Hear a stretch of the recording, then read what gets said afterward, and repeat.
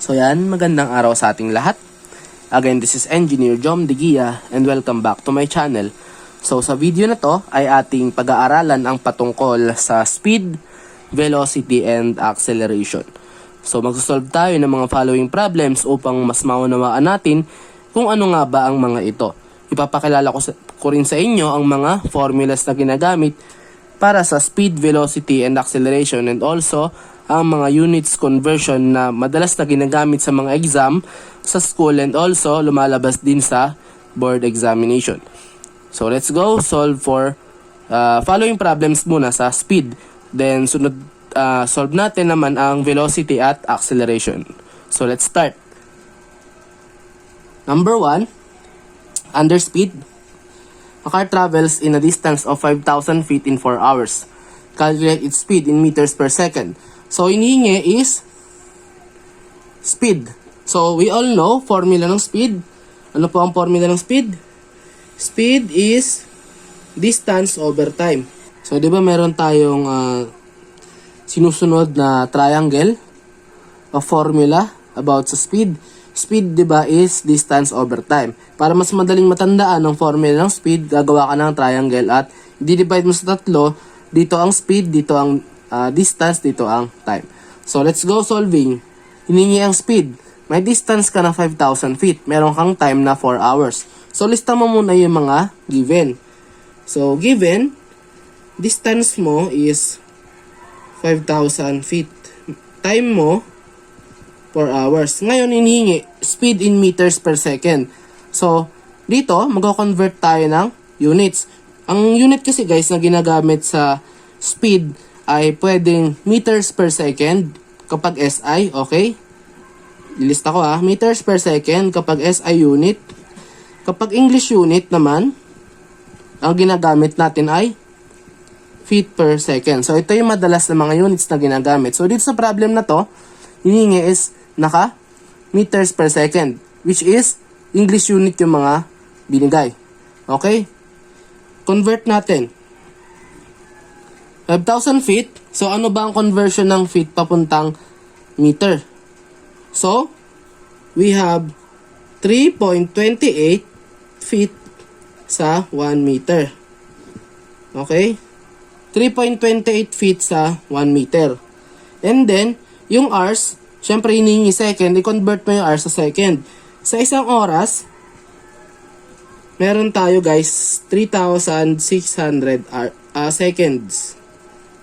Sa isang oras, meron tayong 3,600 seconds. So, para madaling masolve, kinonvert muna natin itong mga units na mga given. So, sige, magka-cancel out tayo ng units. Feet, feet. Mag-cancel out ka dito, hours, hour. Yung magiging sagot dito, i-apply mo siya sa formula na to. Okay? Sa distance over time. Pero, direction na natin. So, 5,000 divided by 3.28. Pagdating sa meters, ito pala ay 1,524.39 meter. Yung time mo na 4 hours, i-times mo sa 3,600 para maging segundo.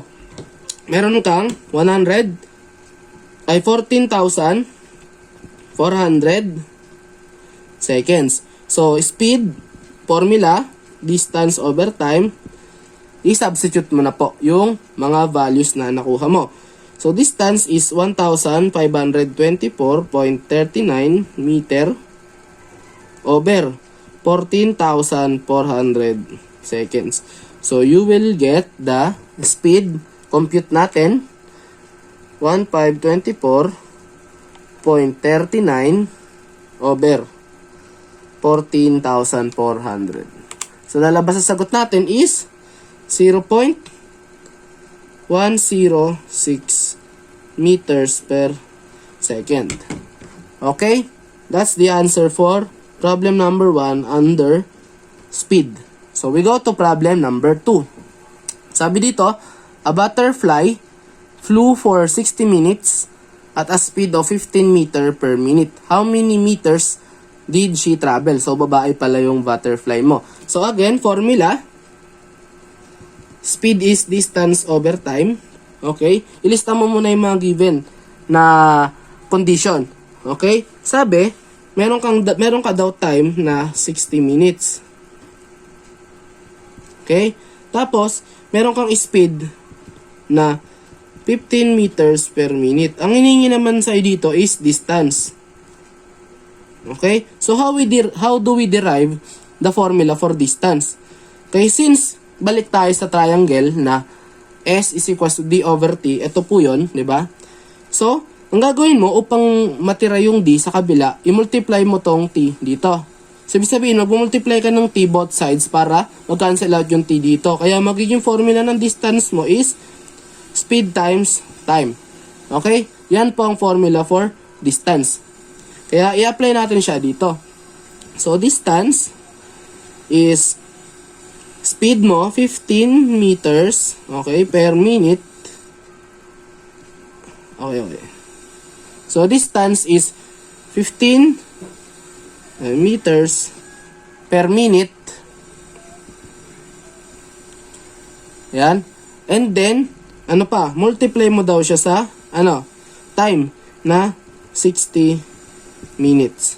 So, ang mangyari, magka-cancel out yung minutes, matira is meters. So, ang sagot po is 15 times 60, 900. So, there are 900 meters na na-travel lang iyong butterfly. Okay? Yun po ang sagot sa number 2. Talagang napaka-easy lang ng topic na ito. So, okay, let's go for the final problem sa ating speed. Then, go na tayo sa velocity. Sabi dito, what distance did a cannonball travel if it went 175 meters per second for 4.5 seconds? So, again, solution, formula, speed is distance over time. Hinihingi sa'yo distance. So, distance is speed times time. Okay? Distance, ano yung speed na nakuha? 175 meters per second. Ayan po yun. And then, meron ka daw time na 4.5 seconds. Okay? Mangyari dyan guys, mag-cancel out yung seconds. Kasi denominator to, di ba? Ito numerator. Pag multiply mo yung isang variable doon sa dalawang variable na naging fraction, automatic mag-cancel out kung may parehas sa kanila na variables. Kaya nag-cancel out yung S, matira yung M. Since ang unit ng distance ay meter, sa SI unit, makuha mo na agad ang sagot nito. So, 175 meters per second times 4.5 seconds. Makuha mong distance guys is 787.5 meters. So, ganun lang po pala kasimple ang pagsosolve ng following problems under speed. Paano naman guys kung hinihingi sa problem ay time? Paano mo i-derive dito? So, ituturo ko sa inyo, since speed is distance over time, gagawin mo, aangat tong time, lilipat dito, at itong speed, lilipat sa pwesto nitong time. Kaya mangyari, time is distance over speed. Yun lang po yun. Okay? Pwede nyo gamitin itong formula for time at ito naman for distance kapag involve ang speed. Okay? So, dito na tayo sa following problems under velocity. Alam naman natin na velocity is displacement over time. So, meaning meron kang initial position, meron kang final position, meron kang initial time, at meron kang final time. So, solve na tayo ng following problems about velocity. So, okay. What is the velocity of an airplane that flies 200 meters north and further travels 100 feet for about 30 seconds? So, hinihingi is velocity. So, solution. So, velocity is d2 minus d1, okay, over delta t. Change in time to guys, in delta t. Ngayon, tingnan naman natin yung given. Sabi, may initial position ka syempre pag sa velocity, di ba? Magsisimula lagi sa initial position yung object mo, which is, ang d1 mo guys, is 0 meters or 0 feet. So, dito, gagamitin natin guys, unit is SI. Kasi may 100 feet ka, i-convert mo na lang to. So, meaning, yung d sub 2 mo dito guys, is 200 meters, ipa-plus mo pa yung 100 feet. Kasi sabi sa problem, further travels. So therefore, magko-combine yung distansya nito at nito upang mabuo mo yung total distance na na-cover ng iyong airplane. Okay? So since nagsimula ka sa 0, gawin mo, itong 100 feet, i-convert mo muna sa meters. So 100 feet, okay? Again, we have 3.28 feet per 1 meter. Ayon sa ating conversion. And then, guys, pag nabuo mo to, ipa-plus mo siya sa 200 meters. Okay? And then, calculate na natin.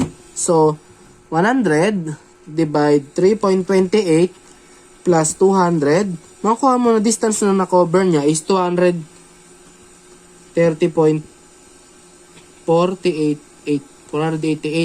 meters. So, itong d sub 2 mo, syempre, may d sub 1 ka, alam mo na yan, yung difference ng dalawa. So, pag-usapan naman natin yung change in time. Initial time, guys, kapag sa initial position is 0 seconds, okay? Pag final position, sabi, for about 30 seconds, so, ito yung t sub 2 mo. Since ma-given ka na, lipat mo na siya dito para makuha mo yung velocity. So, velocity, d sub 2, 230.488 meters, okay, minus 0 meters, o 0 meter, over delta t, change in time, t sub 2, 30 seconds minus 0 seconds. Okay? So, velocity,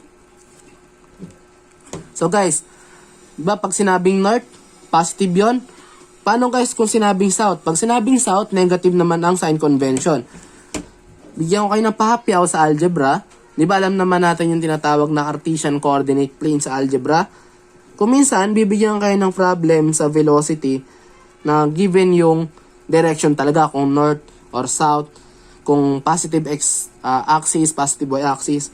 For example, this is a Cartesian coordinate plane.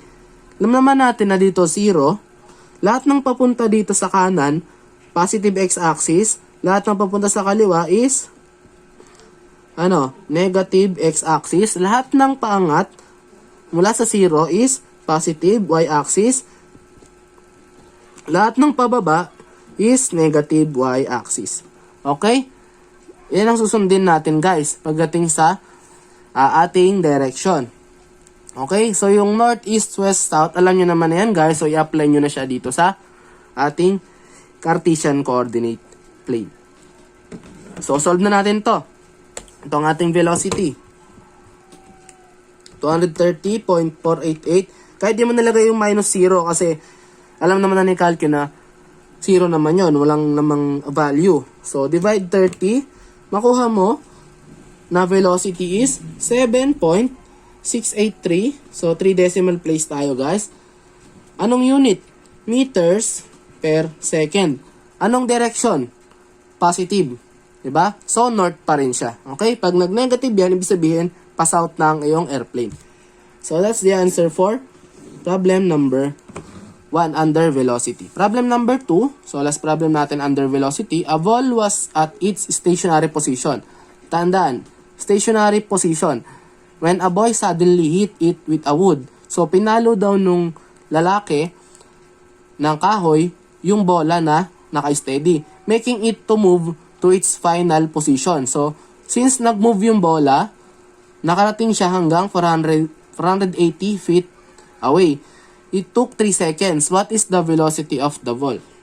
So, again, solution, velocity is d sub 2 minus d sub 1 over change in time. Okay? Sulat mo ulit yung given, guys. You have your initial position of 0 feet. English unit tayo ha. And then you have your final position na 480 feet. Meron ka daw time na initial, syempre, na 0 seconds. Meron kang final time na 3 seconds. So, apply natin yung mga given na to dito. Okay? So, velocity, d sub 2, 480 feet minus 0 feet over change in time, t sub 2 minus t sub 1. 3s minus 0s. Okay? So, v or velocity, compute natin, 480. So, wala na again minus 0. Kasi understood na yun. Divide 3. Makuha mo na velocity is 160 feet per second. So, again, positive dahil umabante ang iyong bola. Okay? So, kung sa quadrant yan, guys, papunta siya dito sa iyong positive x-axis horizontally. Abante. So, ito po ang sagot sa ating problem number 2. Okay? Ganun lang po kadali mag-solve ng mga following problems under velocity. At ganun lang din ka-easy intindihin ang speed, velocity, at dadako na tayo sa tinatawag nating acceleration upang mas maunawaan ninyo guys yung topics natin regarding the subject matter sa physical science. Okay? So let's start. Acceleration, we all know that acceleration is the rate of change of velocity with time. So ibig sabihin guys, meron kang dalawang velocity tapos meron kang given time. Okay? Yun po ang ibig sabihin ng acceleration.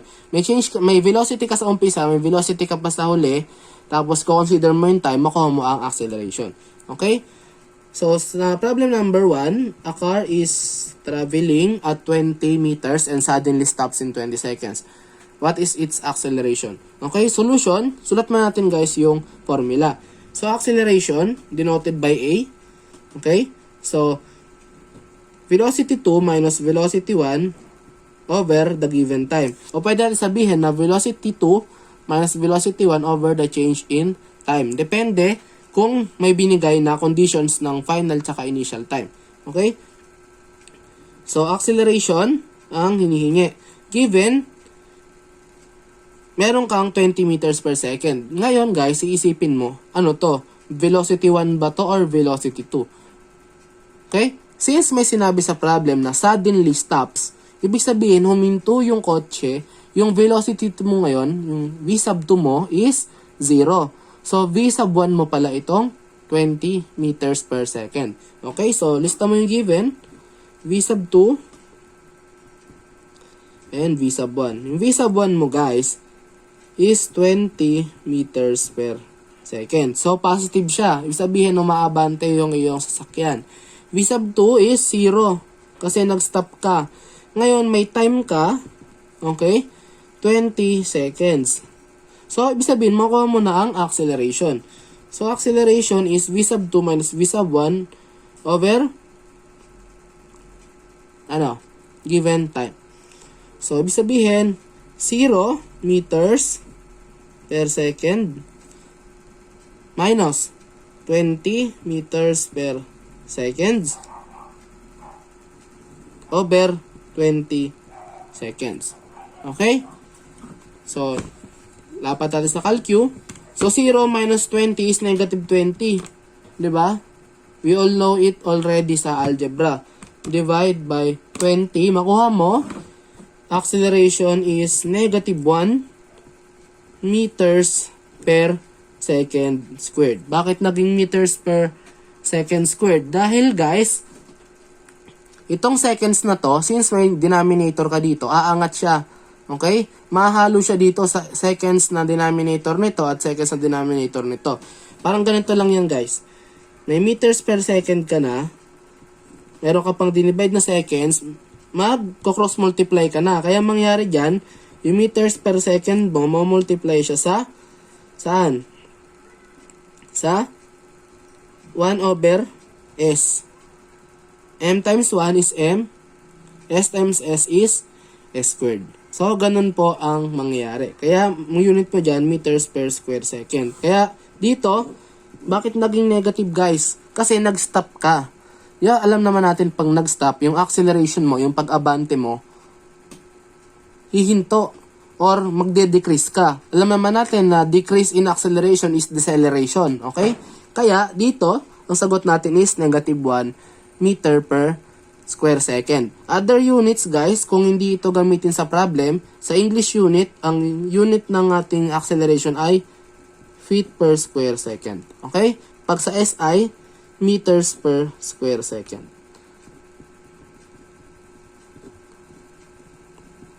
Okay? Ganun po. Ganun ka-easy ang ating problem sa acceleration. So, we go to the final problem in acceleration upang mas maunawaan ninyo ang topic ng acceleration. An elevator was operated in the 6th floor of the building and travels 20 feet per second downward. It was operated again and goes upward with a velocity of 6 meters.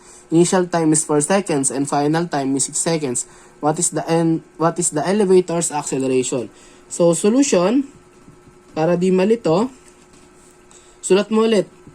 Acceleration is velocity 2 minus velocity 1 over the given time, or t sub 2 minus t sub 1. Guys, kapag binigay sa problem is isang time lang, automatic i-assume mo na itong isang time na to is change na siya. Okay? Kasi ang reference point niya 0 sa time niya. Bago siya umandar, 0 yung time. And then nag-stop siya 20 seconds. So ibig sabihin dito sa problem number 1, yung 20 seconds na trinabel ng kotse mo, yun yung nakabuang na-cover niya. So, change in time yon. Okay? So, dito sa problem 2, i-apply natin yung pinaka-formula ng acceleration na change in velocity over change in time. Okay? Pares lang yan dito. Okay? Wag malilito. So, lista natin guys ulit yung given. Okay? From the 6th floor of the building, travels 20 feet per second downward. So, ibig sabihin, yung 20 feet per second downward mo, yun yung initial velocity mo.